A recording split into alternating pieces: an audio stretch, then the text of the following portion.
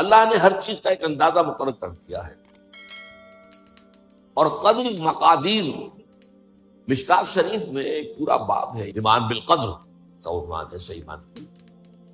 تو پہلی حدیث کیا ہے؟ مسلم شریف کی روایت ہے، عبداللہ ابن عمرو بن العاص رضی اللہ تعالی عنہما. حضرت عمرو بن العاص جو بڑے سرداران قریش میں سے تھے، بڑے سیاستدان تھے اور بڑے بہادر انسان بھی تھے. ان کے بیٹے ہیں عبداللہ. اور بڑی دلچسپی کی بات یہ ہے کہ باپ اور بیٹے کے مزاج میں بود المشرقین. وہ تھے جنگجو اور سیاستدان اور بڑے سرداروں میں سے. یہ تھے انتہائی زاہد و عابد، انتہائی زاہد و عابد. انہی کے بارے میں آتا ہے پوری رات کھڑے رہتے تھے نوافل، اور ہر روز روزہ رکھتے تھے، جس پر حضور نے یوں کہنا چاہیے کہ ڈانٹ پلائی. آپ کو اطلاع ہوئی، آپ نے بلایا، یا عبداللہ اولم اخبر انک تقوم اللیل وتصوم النہار تصوم الدہر. کیا مجھے یہ خبر نہیں دی گئی ہے؟ یعنی مجھے یہ خبر ملی ہے کہ تم پوری رات کھڑے رہتے ہو، نماز پڑھتے ہو، تم ہر روز روزہ رکھتے ہو. اب کیا کرتے؟ بلا یا رسول، جھوٹ بولنے کا تو یارہ ہے ہی نہیں، وہ بھی نہیں سکتا. فرمایا لا تفعل، سخت سے رہو. وہ عبداللہ ابن عمرو ابن العاص رضی اللہ تعالی عنہما اس کے راوی ہیں. قال رسول اللہ صلی اللہ علیہ وسلم کتب اللہ مقادیر الخلائق قبل ان یخلق السماوات والارض ب50,000 سنہ. اللہ تعالیٰ نے مقداریں اور تقدیریں، ابھی دو الفاظ میں بولوں گا تاکہ آپ کے ذہن میں بات رہے، معین کر دی تھی، لکھ دی تھی. آسمانوں اور زمین کی تخلیق سے 50,000 سال تک. یہ ہے قدر. ہر چیز کی ایک تقدیر جو ہے وہ معین ہوئی ہے. اب آئیے اس میں کتاب سے مراد کیا ہے؟ جو آیت میں نے دوسرے نمبر پر پڑھی آج، سورہ حدید کی آیت، ما اصاب من مصیبۃ فی الارض ولا فی انفسکم الا فی کتاب من قبل ان نبرأ. کتاب سے مراد کیا؟ نہیں پڑتی تم پر کوئی مصیبت، کوئی تکلیف، نہ زمین میں نہ تمہاری جانوں میں. زمین میں سیلاب کا آ جانا، زلزلے کا آ جانا، کوئی اور اس طرح کی عمومی ہلاکت کا آ جانا، عمومی تکلیف کا آ جانا. تمہاری جان میں اچانک جو ہے تشخیص ہو گیا کینسر ہے، اچھے بنے تھے، ٹھیک ٹھاک چل رہے تھے، تو معمولی سی تکلیف ہوئی، انویسٹیگیشن کیا تو معلوم ہوا تو کینسر ہے اور وہ کافی بڑھ چکا. لیکن جو شے بھی آتی ہے، چاہے تمہاری جان پر آئے چاہے زمین پر آئے، وہ ایک کتاب میں لکھی ہوئی موجود ہے اس سے پہلے کہ ہم اسے ظاہر کریں. یہ تمہیں مشکل نظر آئے گا، ان ذالک علی اللہ یسیر، یہ اللہ پر بہت آسان، بہت آسان. اللہ کا علم کامل ہے. تو معلوم ایک بات جان لیجئے کہ حقیقت کتاب سے مراد اللہ کا علم قدیم ہے. اللہ کا علم حادث نہیں ہے، معاذ اللہ ثم معاذ اللہ، کہ کوئی شے ہوئی تو اس کے علم میں آئی. یہ ہمارے ہاں بعض گمراہ فرقوں کا عقیدہ ہے، اسے بدع کہتے ہیں کہ اللہ کے علم میں بدع بھی ہے، یعنی کسی واقعے کے ظہور کے بعد اس پر کسی شے کا منکشف ہونا. معاذ اللہ ثم معاذ اللہ، یہ شان خدا بندی سے بہت بڑی.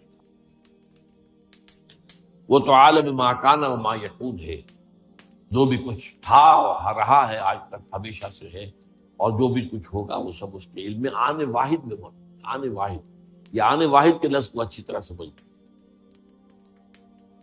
مجھے سب سے پہلے تجربہ ہوا تھا، یہ سن میرا خیال ہے کہ 67-68 کی بات ہے. میں نے پہلا ہفائی سفر کیا تھا لاہور سے کراچی. اس وقت فوکر چلتا تھا، فوکر فرینڈشپ، چھوٹا جہاز پہ چڑیا والا، اور کرایہ 90 روپے تھا نائٹ کوچ کا. آپ تصور کیجیے. تو میں، چونکہ مجھے جغرافی سے دلچسپی ہے اور فوکر زیادہ اونچا نہیں ہوتا، تو میں دیکھتا جا رہا تھا کھڑکی سے، اس وقت ہم کہاں پہنچ گئے، اب کہاں پہنچ گئے، اب جو روشنیاں نظر آ رہی ہیں کس شہر کی ہیں. یہ اکاڑے کی آ گئی، یہ ساہیوال کی آ گئی، یہ آگے اور آگے. ایک دم میں نے دیکھا کہ 3 شہروں کی روشنیاں میں ایک وقت دیکھ رہا ہوں، لودھرا، بہاولپور، سماسٹا۔ مجھے خیال آیا کہ جب میں ٹرین سے سفر کرتا ہوں، کراچی جاتا ہوں، تو لودھرا پہنچتا ہوں تو میں سمجھتا ہوں کہ ابھی بہاولپور آدھا گھنٹے بعد آئے گا، وہ مستقبل کی شے ہے میرے لیے۔ بہاولپور پہنچتا ہوں تو لودھرا میرے لیے ماضی کی بات بن جاتی ہے، آدھے گھنٹے پہلے لودھرا آیا تھا، اور آدھے گھنٹے کے بعد جو ہے سماسٹا آئے گا، وہ میرے لیے مستقبل بن گیا، لودھرا ماضی بن گیا۔ لیکن اس بلندی پر میں بیک وقت دیکھ رہا ہوں لودھرا کو بھی اور بہاولپور کو بھی اور سماسٹا کو۔ یہ معاملہ جو ہے اس کو 1 ملین بلین سے ضرب دے لیجئے، اللہ تعالیٰ اس بلند مقام سے دیکھ رہا ہے جہاں اس کے مشاہدے میں، اس کے علم میں ماضی اور مستقبل کا کوئی سوال نہیں۔ آنے واحد، آنے واحد، آنے واحد۔ تو یہ در حقیقت کتاب جسے کہا گیا قرآن مجید میں بار بار بہت جگہوں پر آیا، تو یہ کتاب جو ہے در حقیقت اللہ تعالیٰ کا علم قدیم، اس میں سب کچھ موجود ہے، ہمیشہ سے موجود ہے، لکھا ہوا موجود ہے، اور کوئی غلط نہیں ہو سکتا۔ آگے چل کر گفتگو ہوگی اصل میں بعد میں کہ تقدیر کے جو عام عقیدے میں ہم تقدیر کہتے ہیں اس کے 2 پہلو ہیں۔ ایک پہلو ہے ما اصاب علی الانسان، جو کچھ انسان پر آتا ہے مصیبت، جیسے ابھی آیت میں نے پڑھی ما اصاب من مصیبت فی الارض ولا فی انفسکم۔ ہم ہر وقت زد میں ہیں، کوئی تکلیف آ گئی، کوئی مصیبت آ گئی، کوئی بیماری آ گئی، کوئی حادثہ ہو گیا، کوئی بچہ فوت ہو گیا، کوئی عزیز جو ہے وہ فوت ہو گیا، یہ ہر وقت حوادث ہے۔ تو جو بھی کچھ پیش آتا ہے وہ علم خداوندی میں ہمیشہ سے تھا۔ یہی وجہ ہے کہ ایک اور حدیث ہے ابن الدیلمی سے، لمبی حدیث ہے وہ، لیکن اس کے اندر جو آخری ٹکڑا ہے وَتَعْلَمَ، یعنی انسان کے نجات کے لیے لازم ہے کہ یہ بات بھی تم جان لو انما اصابک لم یکن لیخطئک وانما اخطاک لم یکن لیصیبک وَلَوْ مِتَّ عَلَىٰ غَيْرِ هَٰذَا، اگر تم اس کے سوا کسی صورت پر ہوگے تو جہنم میں داخل ہو جاؤ گے، لَدَخَلْتَ النَّارَ۔ یہ جان لو کہ جو چیز تم پر آئی وہ آنی ہی آنی تھی۔ دیکھیے ہوتا کیا ہے، کاش کہ میں اگر یوں کر لیتا تو یہ نہ ہو، بس یہی ایمان بالقدر کے مذہب۔ جو ہوا ہے وہ اللہ تعالیٰ کے ہاں تو پہلے سے طے تھا، ہونا ہی تھا۔ تمہاری کوئی تدبیر، کاش کہ میں اس وقت یہ کر دیتا، یہ لو، اسی لیے ایک حدیث میں الفاظ آئے ہیں ان کلمۃ لو تفتح عمل الشیطان، اس لو سے، کاش، اس سے شیطانی عمل شروع ہو جاتا، کاش کہ یہ ہو جاتا، کاش میں یہ نہ کرتا، کاش کہ ہو جاتا، یہ نہیں۔ تعلم انما اصابک لم یکن لیخطئک، تو جان لے اس بات کو کہ جو چیز تم پر آئی ہے وہ ہرگز ٹلنے والی نہیں تھی۔ کوئی تدبیر تم کر لیتے، کوئی کسی وقت کوئی ہیلا کر لیتے، کوئی تم قدم اٹھا لیتے، کچھ بھی کر لیتے، وہ تو آنی ہی آنی تھی۔ وما انما اخطاک، جو چیز تم سے چھوٹ گئی، رہ گئی، نہیں ملی۔ ایک ویکنسی ایڈورٹائز ہوئی تھی، آپ نے بھی درخواست دی تھی، آپ کو نہیں ملی، اب آپ ہو کاش کہ میں نے فلاں سے سفارش کرا لی ہو، بس گئے۔ تو جو چیز چھوٹ گئی ہے چھوٹ جانی ہی تھی، اس میں قطعاً جو ہے کوئی شکل، کوئی تدبیر، کوئی سفارش، کسی طرح کا کوئی بھی ہیلا، کوئی جو ہے اس پہ کارگر نہیں ہو سکتا تھا۔ لم یکن لیصیبک ومت علی غیر ذلک، اگر تو اس کے سوا کسی کیفیت پر تیری موت واقع ہوئی، اگر یہ یقین نہیں ہے، یہ ہے تقدیر کا وہ مفہوم کہ جس کا تعلق ہے علامہ اصاب الانسان، جو انسان کے اوپر وارد ہو رہا ہے، اس کے ضمن میں تقدیر کا مفہوم کیا ہے؟ جو ہوا ہے وہ تو ہونا ہی تھا، اس میں تو کسی شک و شبے کی گنجائش بالکل اللہ تعالیٰ کا فیصلہ ہے۔ البتہ در حقیقت ایک دوسرا پہلو ہے، ما یفعل الانسان، وہ جو انسان کرتا ہے۔ یہاں آ کر یہ تقدیر کا مسئلہ بہت ٹیڑھا، آیا میرے اندر کوئی اختیار بھی ہے کہ نہیں؟ Do I have any free choice? یا ہر چیز پہلے سے طے ہے؟ تقدیر کا ایک عام مفہوم یہ ہے، اور اس مفہوم میں بھی بعض روایات بھی ہیں جو اس کی تائید کرتی ہیں کہ ہر چیز پہلے سے طے ہے۔ یہ کیوں؟ اور یہ جو حدیث ہم نے ابھی پڑھی ہے یہ گویا کہ اس کی ایک مثال ہے کہ وہ جو لکھ دیا گیا تھا، فرشتے نے لکھ دیا تھا، رحم مادر میں لکھ دیا تھا، شقی او سعید، یہ بدبخت ہے یا سعادت مند ہے۔ تو ایک شخص پوری عمر نیکی کے کام کرتا رہا، آخری وقت میں آ کر کوئی ایسا حادثہ پیش آ گیا کہ وہ اہل جہنم کے سے کام شروع کر دی اور جہنمی ہو گئے۔ یا ایک شخص ساری عمر جو ہے جہنمیوں کے سے کام کرتا رہا، آخری وقت میں آ کر کوئی ایسی توفیق ملی، کچھ ایسا معاملہ ہو گیا، توبہ کر لی اور اس نے جو ہے اہل جنت کے سے اعمال شروع کر دیے۔ تو یہ جو ہے علامہ سابق کا علیحدہ بات ہے، اور علامہ یفعل الانسان، انسان کیا کرتا ہے اس میں اس کی قدرت کی ہے۔ اور یہ ہمارے ہاں فلسفے کا بڑا مشکل پڑ ہے، اس کا نام ہے جبر و قدر۔ ہمارے اسلاف میں بھی کچھ لوگ ایسے ہیں متکلمین میں سے، دیکھیے ہمارے ہاں ایک وہ لوگ ہیں کہ جو اس پر قناعت کرتے ہیں کہ جو اللہ نے کہہ دیا اور رسول نے کہہ دیا، اس سے آگے ہم مین میخ نہیں نکالیں گے، وہ محفوظ راستے پر۔ لیکن بہرحال انسان کو اللہ نے ایک عقل بھی دی ہے، اور یہ عقل سوالات اٹھاتی ہے، اور جو زیادہ ذہین انسان ہوتے ہیں ان کے اندر ان کی یہ مصیبت زیادہ ہوتی ہے، لہٰذا وہ تو سوچتے ہیں، کچھ نہ کچھ غور و فکر کرتے ہیں، بات سمجھنے کی کوشش کرتے ہیں۔ اس میں اب ہمارے یہاں دو طبقے ہو گئے، جبریہ قدریہ۔ ایک نقطہ نظر یہ ہے کہ انسان مجبور محض، کوئی اختیار نہیں، اور ایک یہ ہے کہ انسان قادر مطلق ہے، جو چاہتا ہے اپنے فیصلے میں مختار مطلق ہے، تو فیصلہ کرتا ہے۔ انہیں قدریہ کہتے ہیں۔ تو جبریہ اور قدریہ ان کی بحثیں ہمارے یہاں، یہ وہی تقدیر کا مسئلہ جو میں نے کہا تھا، بحثوں میں آ کر انہیں آج تک حل نہیں ہوا، حل ہو سکتا ہی نہیں۔ اب اس کے ضمن میں علامہ اقبال کا ایک شعر آپ کو سناتا ہوں، وہ بہت اچھا لگتا ہے، بہت خوبصورت لگتا ہے شعر ہونے کے اعتبار سے۔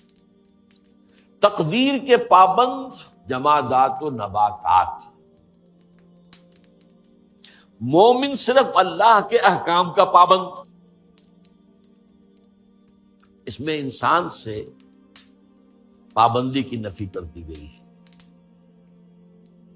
وہ صرف پابند ہے اللہ کے احکام کا۔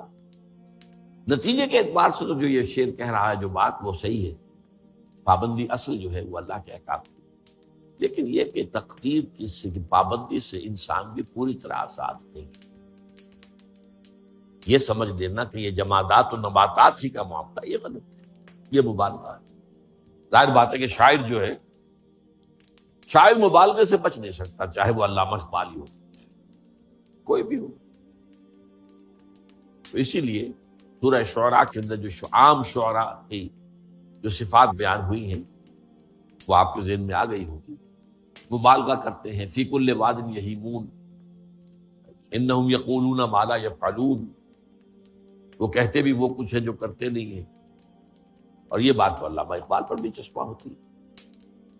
بہرحال یہ شعر ذرا پھر نوٹ کیجئے، تقدیر کے پابند جمادات و نباتات، مومن صرف اللہ کے احکام کا، کوئی بات صحیح نہیں۔ انسان بہت سے اعتبارات سے مجبور۔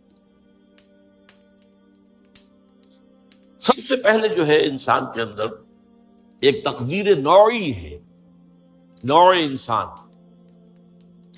چھوٹی سی چڑیا اڑتی پھرتی ہے، انسان نہیں اڑ سکتا۔ آپ نے ٹھیک ہے مشین ایجاد کر دی، جہاز ایجاد کر دیا، آپ دوڑ رہے ہیں 500 آدمی اور سینکڑوں من سامان لے کر جو ہے وہ جا رہا ہے، 747 ہو یا 757 ہو، یہ کر لیا ٹھیک ہے، خود نہیں اڑ سکتے۔ اب کیا کریں گے آپ؟ یہ تقدیر نوعی ہے.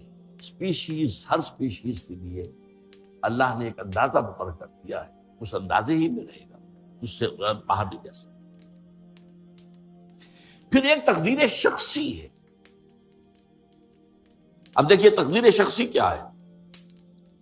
بعض اوصاف و صفات ہمیں وراثتاً ملتے ہیں. We have no choice. پہلے بھی یہ بات مانی جاتی تھی، آج جو ہے ذرا سائنٹیفک انداز میں ہم کہتے ہیں جینز میں چلا آ رہا ہے. اس جینز کو کوئی بدل سکتا ہے؟ جو جینز بھی آپ کو ملے اپنے والدین کی طرف سے، وہ آپ کی شخصیت کا ظاہر بات ہے کہ فیصلہ کن طرز پر اس پر ڈال دیتے.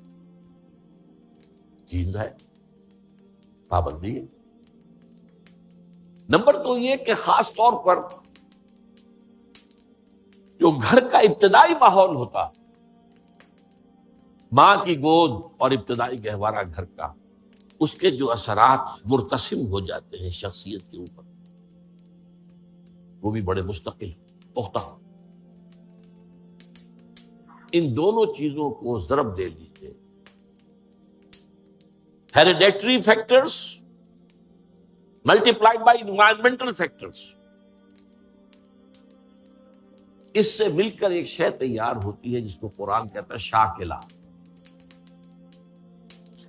قل کل یعمل علی شاکلتہ فربکم اعلم بمن هو اہدی سبیلا، سورہ بنی اسرائیل. شاکلہ کسے کہتے ہیں؟ شکل دینے والی شے. آپ کو لوہا ڈھالنا ہے، کوئی خاص پرزہ بنانا ہے، اس کا پہلے سانچہ بناتے ہیں. لوہے کو پگھلا کے اس میں ڈالیں گے تو جیسا سانچہ ہوگا ویسا ہی لوہا جو ہے وہ شکل اختیار کرے، اس سے شاکلہ کرے. یہ شاکلہ جو ہے ہر انسان کا، اس سے باہر انسان نہیں جا سکتا. اس کے اندر اسٹرگل ہوگی، اس کے اندر اس کی جد و جہد ہوگی. لیکن اس کا یہ مطلب نہیں ہے کہ اس کا کوئی فری چوائس ہے، لیکن وہ فری چوائس اتنی حدود کے اندر کام کرے گا، اس سے باہر. اس بات کو مختلف احادیث میں حضور نے بہت خوبصورتی سے بیان کیا. ایک حدیث بڑی اہم ہے، بڑی حد. الناس کالمعادن، انسانوں کی مثال بھی معدنیات کی سی ہے. اب سونے کی معدنیات میں سے سونے کی جو اور ہے، اب پتہ نہیں اردو میں مجھے معلوم نہیں اور کا ترجمہ کیا کرتے ہیں عام طور پر، لیکن جانتے ہیں اور وہ کچی دھات جس سے کو صاف کر دیتے ہیں تو پھر وہ دھات جو ہے خالص شکل میں سامنے آ جاتی ہے. سونے کی اور سے سونا بنے گا، چاندی کی اور سے چاندی بنے گی، سونا تو نہیں بن سکتا جتنا چاہے صاف کر لیں. وہ اور تو مستقل. الناس کالمعادن